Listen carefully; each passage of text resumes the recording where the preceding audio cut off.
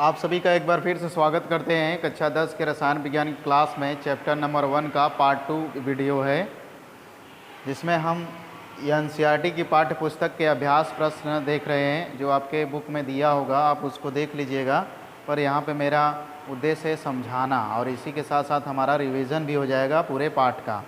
ठीक है, तो आपको पिछले भी क्लास में आपको बता चुके हैं कि जब भी आप जिस पाठ का रिवीजन हो तो उससे पहले आप उस पाठ को तैयार कर लीजिए, ताकि आपको समझने में आसान में हो। ठीक है, तो कुछ प्रश्नों को हम बता चुके थे, आज हम दूसरे प्रश्न को देखेंगे। कुछ और प्रश्न हैं, जैसे कि प्रश्न है नंबर 1 है, जैसे पुरानी जिसके पास बुक होगा तो पेज नंबर 13 पर दिया हुआ है, और जो नई वाली बुक खरीदे होंगे तो उनका प्रश्न उस चैप्टर के बीच बीच में प्रश्न कर करके दिया है और नीचे उत्तर भी दिया है। ठीक है, अगर जिनका पुराना वाला होगा तो लास्ट में सबसे दिया होगा।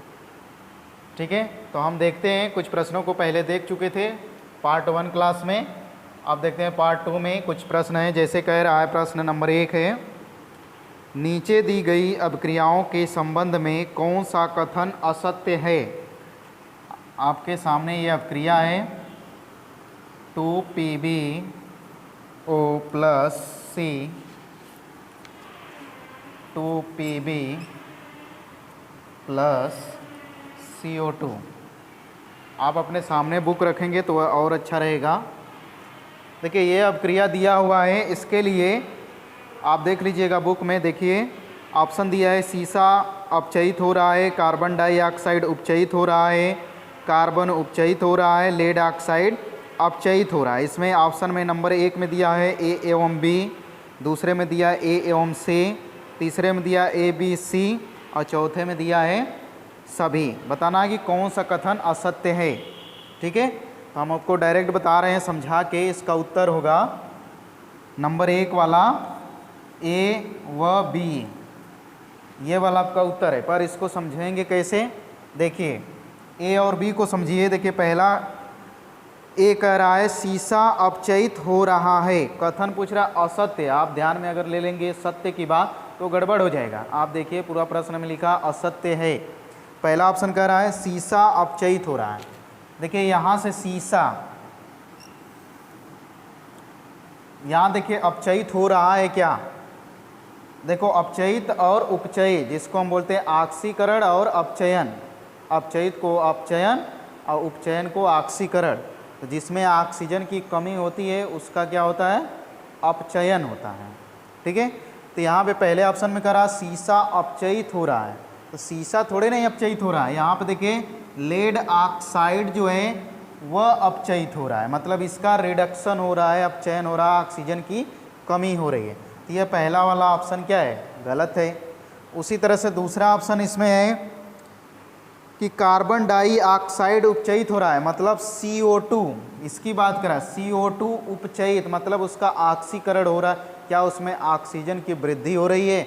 यहाँ देखिए कार्बन में ऑक्सीजन की वृद्धि हो रही है, न कि कार्बन डाइऑक्साइड में ऑक्सीजन की वृद्धि हो रही है, इसलिए ये क्या है, गलत है। तो A और B दोनों वाला ऑप्शन क्या है, गलत है, पूछ रहा है।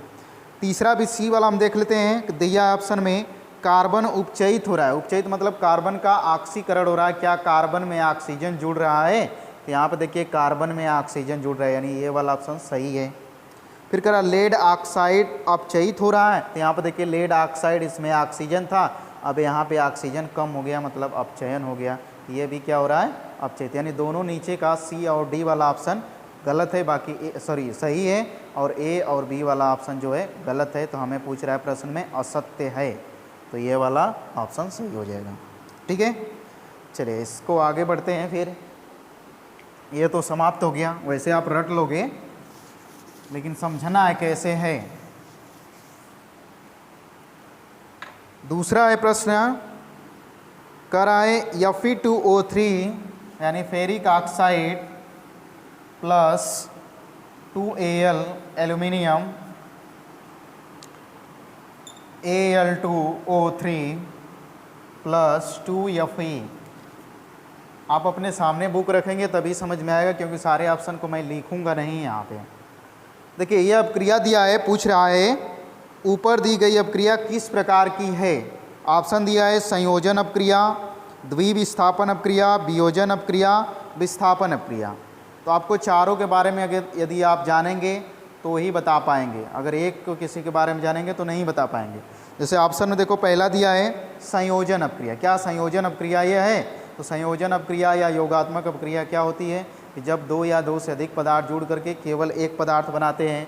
क्या बताइए, दो या दो से अधिक पदार्थ मिलकर केवल एक पदार्थ बना रहे हैं? तो नहीं बना रहे हैं, पहला ऑप्शन तो होना ही नहीं चाहिए। दूसरा है द्विविस्थापन। द्विविस्थापन का मतलब होता है जिसमें आयनों का अदला बदली हो जाए, जिसे हम बोलते हैं उभय अपघटन अपक्रिया। इसमें किसी आयन का अदला बदली हो रहा है? नहीं हो रहा है।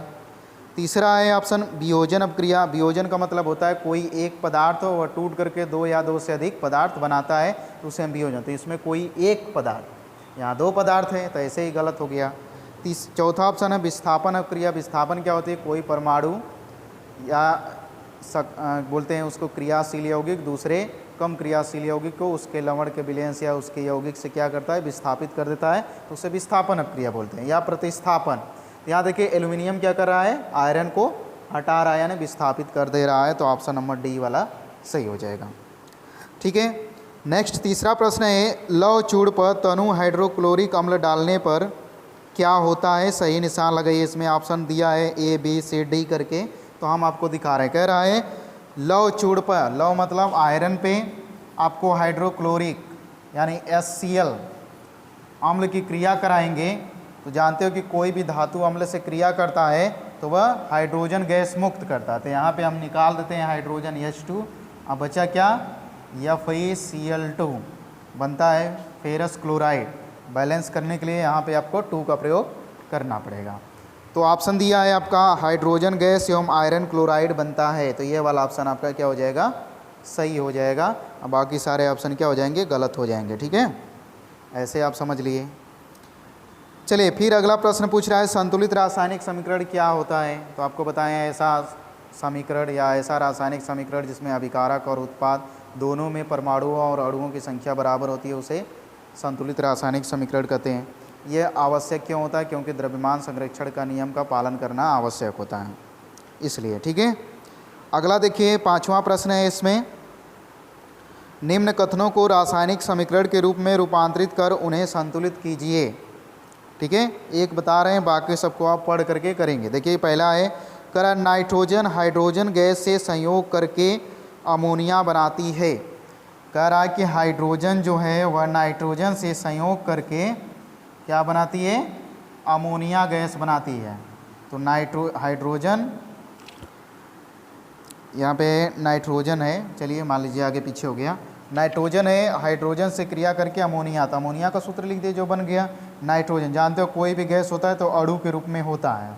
ठीक है, तो यहाँ पे हमें 2 का प्रयोग करना पड़ेगा, यहाँ पे 3 का, तो हमारा हो जाएगा 3H2 + N2 = 2NH3। ये हमारा रासायनिक समीकरण बन जाएगा।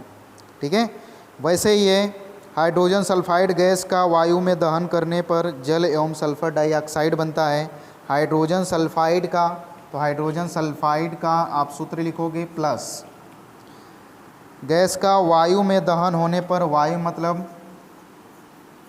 ऑक्सीजन में से क्रिया होगा, क्योंकि कोई भी चीज़ जलती है तो ऑक्सीजन की उपस्थिति में, दहन होने पर जल एवं सल्फर डाइऑक्साइड बनता है। जल मतलब H2O और सल्फर डाइऑक्साइड मतलब SO2 बनता है। अब इसको आपको बैलेंस करना हो, SO2 H2O। ठीक है, तो करना क्या पड़ेगा? यहाँ पे देखिए ऑक्सीजन 2 हुआ, यहाँ पे हो गया 3। H2O तो ठीक है, यस भी ठीक है। अब ऑक्सीजन को बैलेंस करना है, तो आप चाहो तो एक काम और कर सकते हो, चाहे तो आप लगा दो 3/2। ठीक है, तो अभी कट हो जाएगा या 3 बचेगा, SO2 + H2O बन जाएगा। और भी इस तरह से बैलेंस कर सकते हैं 2-3 करके। ठीक है, फिर इसके बाद ऐसे ही और है एल्युमिनियम सल्फेट के साथ अब क्रिया करके बेरियम क्लोराइड और एल्युमिनियम क्लोराइड एवं बेरियम सल्फेट तथा अवक्षेप बनता है। ये सारी चीज़ें पढ़ के एक स्टेप करके कर लीजिएगा। ठीक है, चलिए फिर कुछ समीकरण दिया है 6वें में। कि निम्न रासायनिक समीकरणों को संतुलित करिए। संतुलित करना आपको बता ही दिए हैं, उसी तरह से आप कर लेंगे। फिर 7वें में भी दिया है निम्न अपक्रियाओं के लिए संतुलित रासायनिक समीकरण लिखिए। तो इसमें दिया है जैसे कैल्शियम हाइड्रॉक्साइड, पूरा हिंदी में लिखा हुआ है, तो आपको क्या करना पड़ेगा, उनका सूत्र लिख करके संतुलित करना पड़ेगा। लिखा है calcium hydroxide plus carbon dioxide, ऐसे लिखा हुआ है।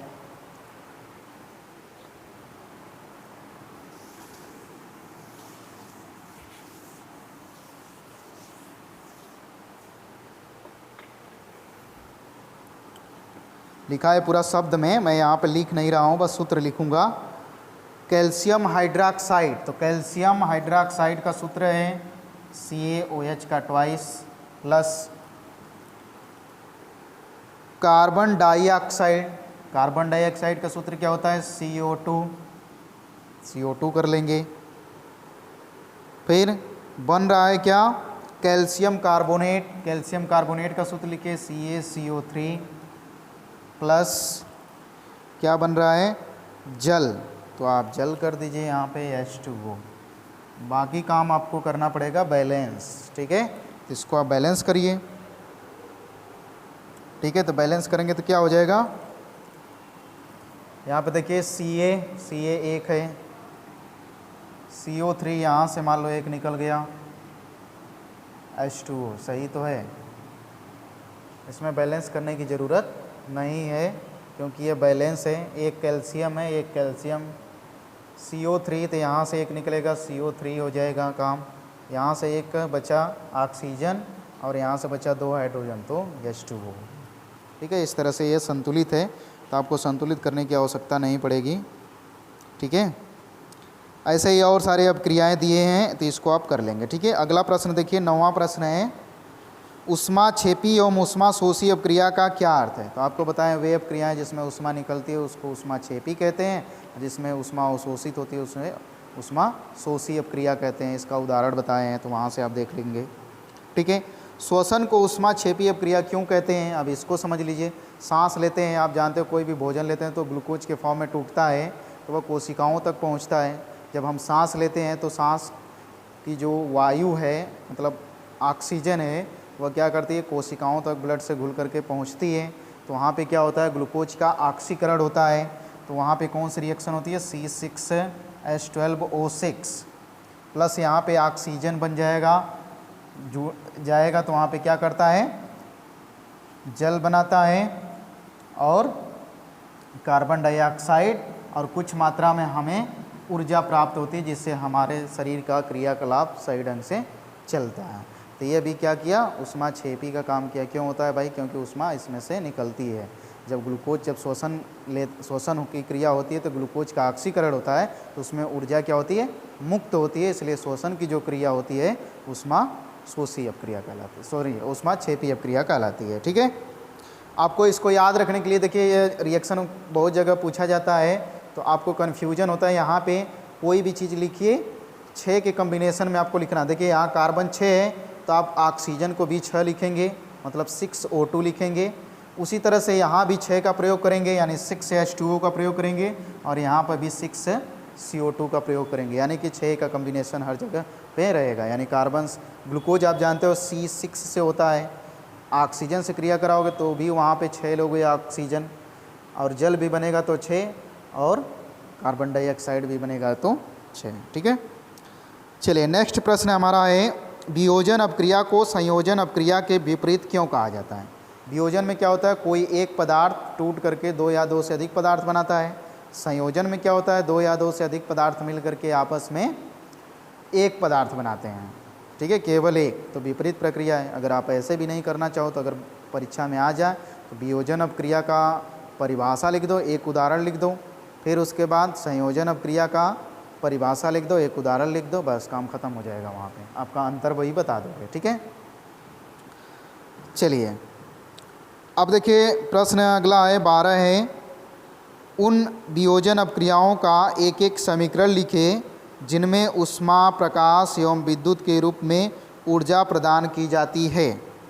ठीक है, मतलब कि वियोजन आपको बता दें कि यह उत्क्रमणीय अपक्रिया होती है, मतलब कि दोनों तरफ होती है। अपघटन जो क्रिया होती है वह एक तरफ होती है। तो इस बात को आपको ध्यान रखना है वियोजन और अपघटन में। इसमें जैसे कैल्शियम कार्बोनेट, तो यहाँ पे आप गर्म करोगे यानी उष्मा का प्रयोग करेंगे, यहाँ पे यह बनेगा CaO प्लस CO2 बन जाएगा। ये हो गया हमारा उष्मा का प्रयोग किए। दूसरा है सूर्य के प्रकाश का 2Ag का प्रयोग किए, तो यहाँ पे बन जाएगा 2Ag प्लस Br2। ठीक है, तो यहाँ पे सूर्य का प्रकाश यानी सन कर दें। ठीक है, फिर करा विद्युत का, तो विद्युत के लिए हम 2H2O रिवर्सिबल यहाँ पे विद्युत लिख देते हैं, तो यह हो जाएगा आपका 2H2 प्लस O2। ठीक है, तो ये सब है। देखिए इस बुक में दिया हुआ है रिवर्सिबल का चिन्ह दे करके इरिवर्सिबल का दिया है। तो यहाँ पे वियोजन पूछ रहा है तो हमें दोनों तरफ तीर लगाना पड़ेगा, सिंगल के तरफ नहीं लगाना पड़ेगा। ठीक है, मतलब कि वियोजन का मतलब ये होता है कि टूटे फिर आपस में जुड़े। परिभाषा भी पढ़े होंगे। उन उत्क्रमणीय अपक्रिया को वियोजन अपक्रिया कहते हैं जिसमें एक पदार्थ टूट करके दो या दो से अधिक पदार्थ बनाता है। जब आपने उत्क्रमणी शब्द का प्रयोग कर ही दिया तो आपको उत्क्रमणी चिन्ह लगाना भी जरूरी होगा। ठीक है, इसके बाद है विस्थापन एवं द्विविस्थापन अपक्रिया में क्या अंतर है, तो फिर से वही परिभाषा। विस्थापन अपक्रिया का परिभाषा लिखो उदाहरण, और द्विविस्थापन यानी उभय अपघटन जिसको हम बोलते हैं। विस्थापन को हम प्रतिस्थापन भी बोलते हैं। वहीं सेम चीज़ें, बस शब्द का थोड़ा सा इधर उधर है, तो वही काम फिर से कर देंगे।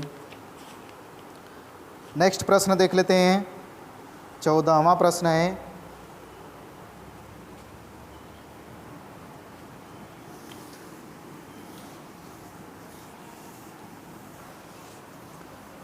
आप प्रश्नों को खोज लेंगे, आपकी बुक में मिल जाएगा।